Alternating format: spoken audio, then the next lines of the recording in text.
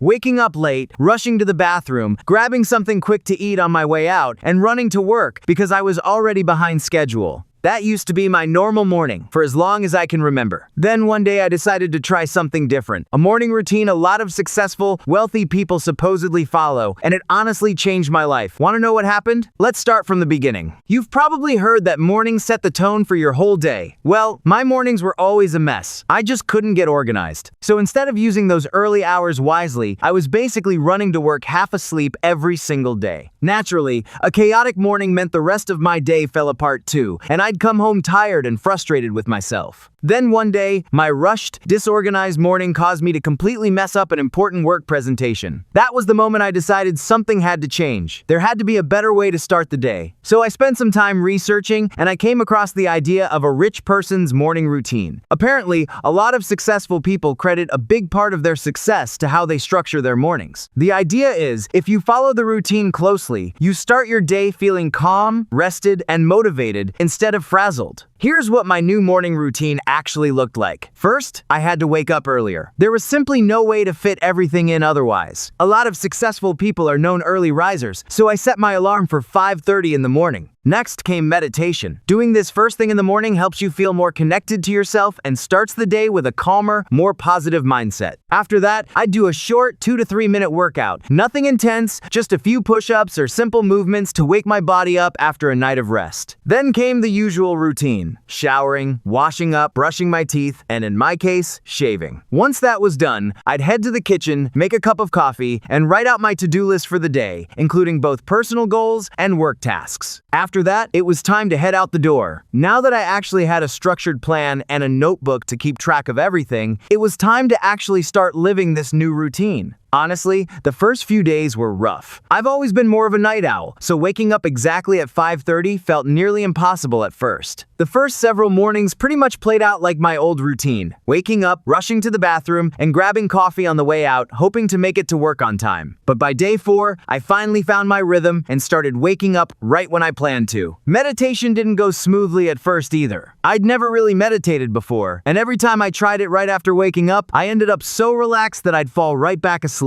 After trying a bunch of different apps and techniques, I found that simple breathing exercises worked best for me. Sometimes I'd use that time to picture the kind of life and person I wanted to become. It genuinely worked. Each day, I felt a little more clarity about what my ideal life actually looked like, which made it much easier to figure out the steps needed to get there. The short workout wasn't difficult for me at all, and it actually helped me feel more connected to my body and shake off some leftover tiredness before showering. Speaking of showering, I also tried taking cold showers. I know, it sounds awful just thinking about it, but it actually works. Cold water raises your heart rate, which pushes blood through your whole body. It wakes you up completely and clears your head at the same time. I genuinely recommend giving it a try. My favorite part of the whole routine ended up being the to-do lists. Writing them out every morning felt surprisingly motivating and satisfying. By day 10, I was making 2 separate lists, one for personal goals and one for work tasks. After digging around online a bit more, I added 2 more lists to the mix, one focused on how I wanted to feel that day, and another on the kind of person I wanted to become. This whole process helped me grow and become a slightly better version of myself day after day. Honestly, that alone made the whole experiment worth it. And in case you're wondering, I didn't take weekends off either. I kept the routine going, but I'd also use that extra free time for things like brain training apps, catching up on reading, or brainstorming new project ideas. About halfway through the month, I discovered time management techniques, which turned out to be another game changer. My mornings shifted a bit again. Instead of just making to-do lists, I started organizing my whole day using proper time management methods. This made everything feel more manageable and pushed me to reach a new level in my career. Once my career side felt more dialed in, I turned my attention to my personal life and added one more habit, something called morning pages. This is basically writing at least one full page of whatever's on your mind first thing in the morning, no matter how random or messy the thoughts are. I'd do this before meditating, then reread what I wrote each evening. This constant stream of thoughts helped me notice personal issues I never even realized I had.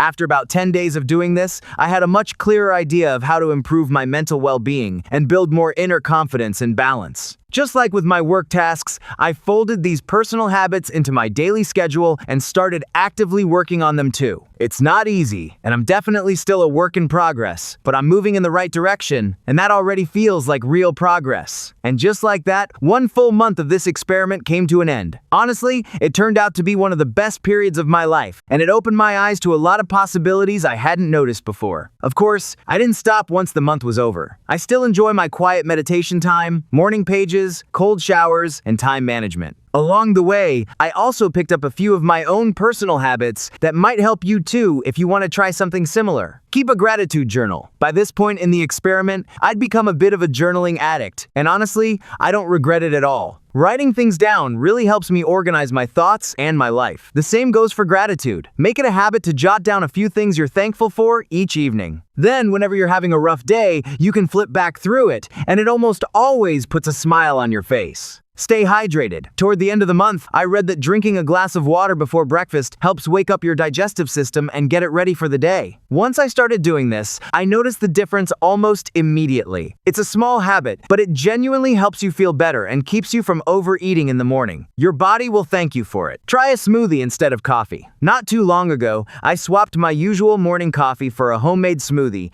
and it made a noticeable positive difference in how I felt. Smoothies are packed with nutrients and vitamins your body actually needs first thing in the morning, so it's often better to save the coffee or tea for a bit later in the day. So those are the rules that ended up working for me, but at the end of the day, it's really about building a routine that works for you. Just make sure your mornings are helping you grow into a slightly better version of yourself, one day at a time. You've got this.